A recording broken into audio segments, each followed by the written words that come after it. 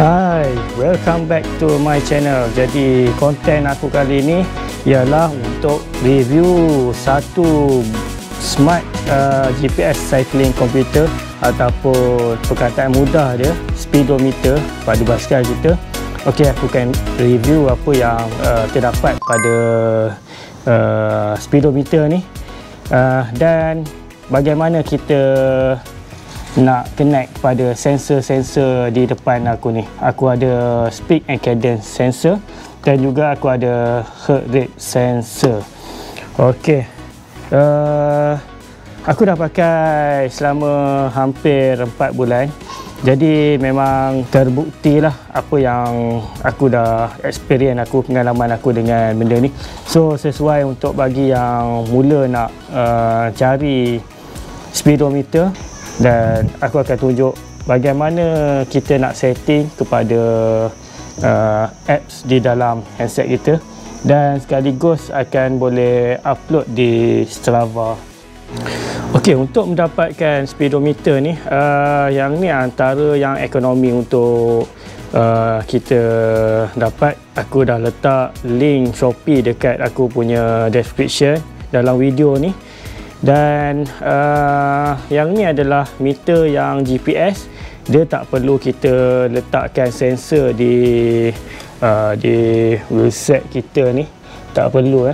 Itu yang tradisional. Okey, sebut sedikit berkenaan dengan speedometer yang dekat tangan aku ni. Ia adalah jenis XOSS. Okey, ini adalah paparan utama dia. Ini biasa speed lah. Ini kalau kita tengok adalah time, moving time, dan ini distance. Dan dua ni HR ni, heart rate dan cadence. So hari ni kita nak try connect pada ni, dua-dua ni. Okey, kalau kita connect kat sini, ini adalah info berkenaan dengan average speed, kemudian altitude dan gradients. Next kita ada max speed kita, clock dan juga odometer. Dan okey, itu saja. Sekarang ni kita beralih kepada bagaimana kita nak connect cadence sensor dengan heart rate sensor. Okey, aku nak cerita sikit berkenaan dengan cadence sensor ni.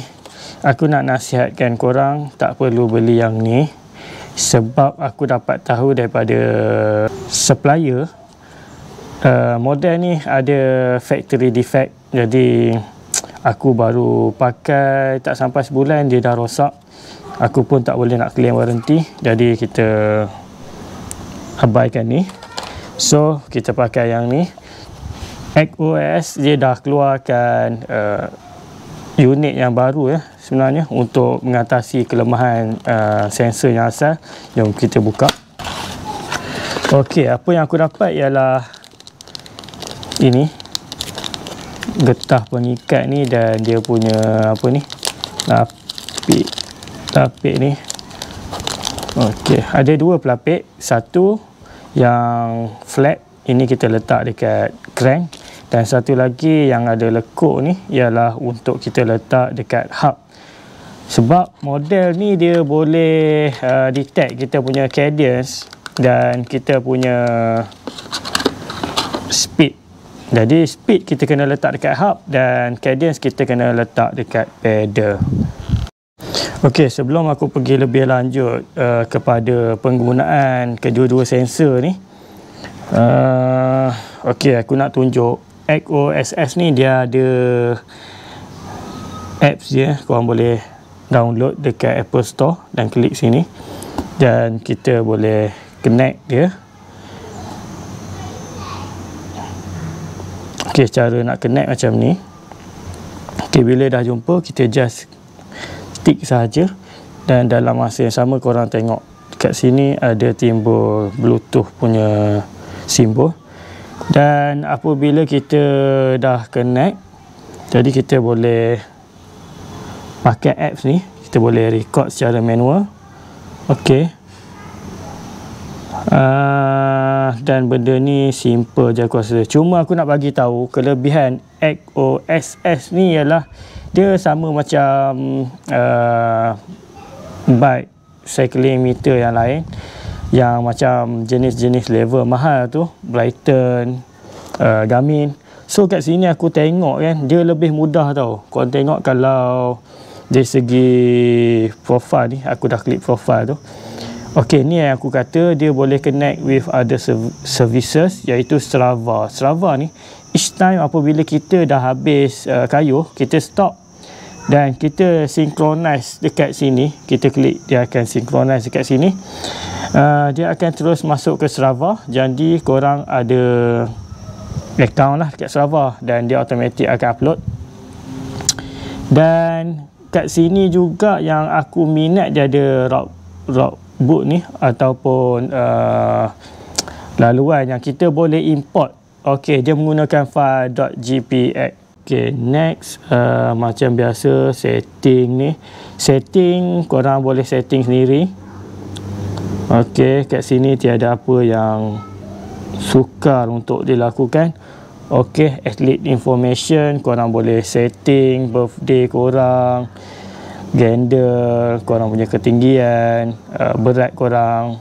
Okey, max heart rate ni perlu sebab kita kena sesuai dengan umur kita, berapa heart rate yang sesuai untuk umur kita.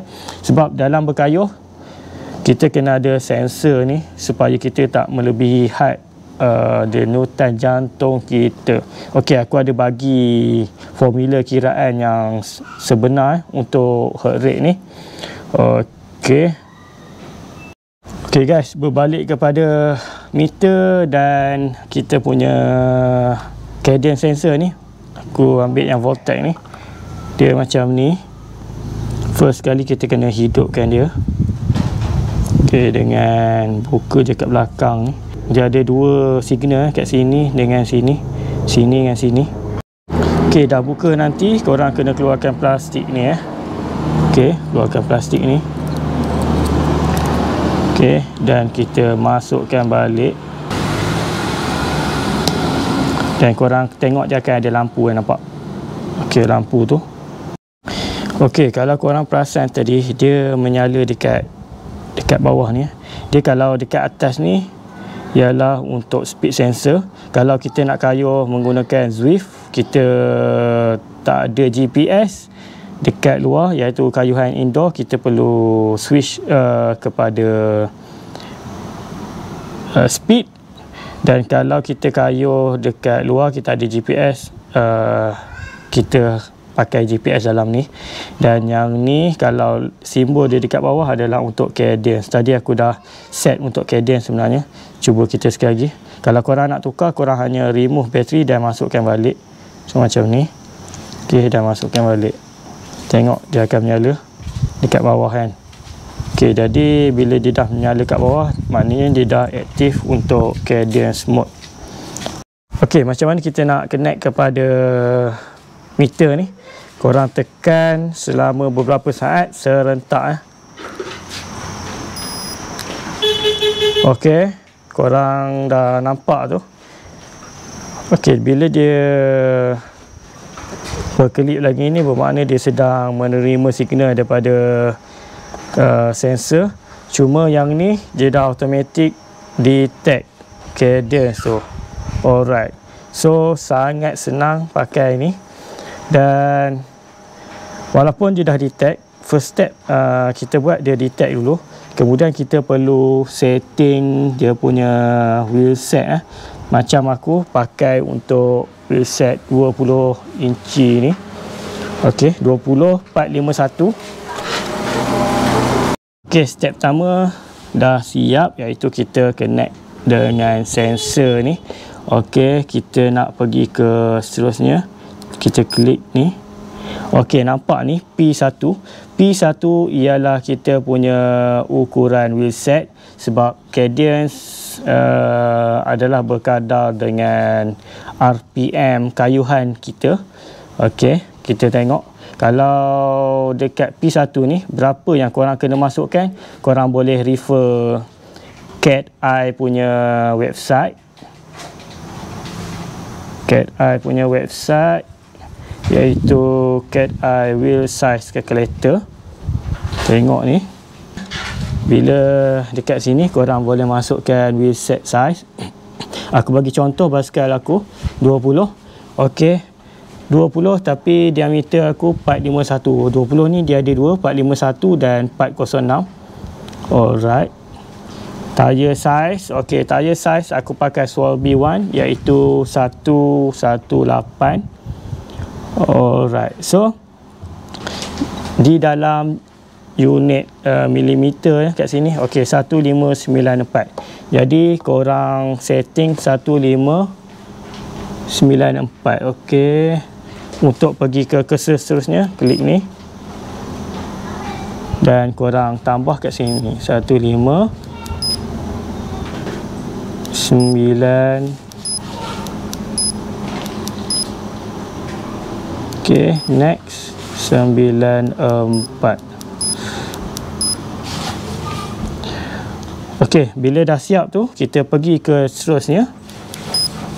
Okey, ini P2 ialah antara kilometer dan juga tengok ni kilometer dan juga meter per hour. Kita biasa kiraan kilometer. Okey, kita stick dengan kilometer. Next ialah P3 ni adalah kita punya time zone. Okey, Malaysia menggunakan plus 800. Jadi GPS akan detect kita punya kedudukan dan dia akan synchronize lah dengan satellite. Okey, kita biarkan 0800. Okey ni tak. Okey, bila kita dah setting ni, kita just klik yang ni je lah. Okey ni ya, nama. Okey, dia akan kembali kepada kita punya muka depan ni. Okey, kalau nak tengok cadence ni, simbol dia dah ada kat situ, bermakna dia dah connected. Jadi jom kita test dekat bicycle aku ni. Okey. Okey, aku pilih untuk letak dekat sini. Jadi kita perlu lapiskan getah ni. Okey, getah ni. Dan kita letakkan macam ni. Okey, kedudukan dia macam tu. Okey, sekarang ni aku try kayuh. Dan dalam masa yang sama kita tengok kat sini. Okey, nampak dia dah detect.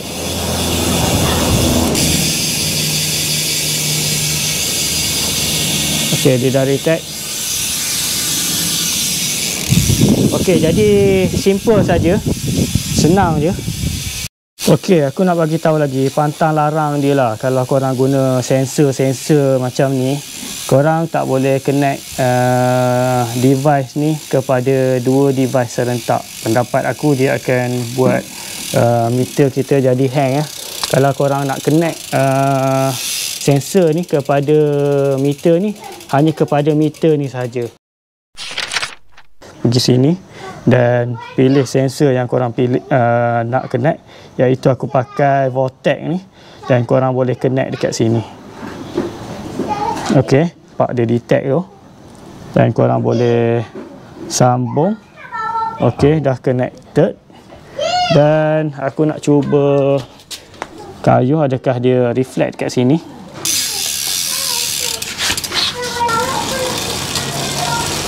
Okey, dia detect. Dan sebenarnya korang boleh jugalah. Tapi aku tak galakkan untuk connect dua device dekat dalam satu masa. Jadi okey, dan dekat app ni dia pun detect, juga dekat meter pun detect.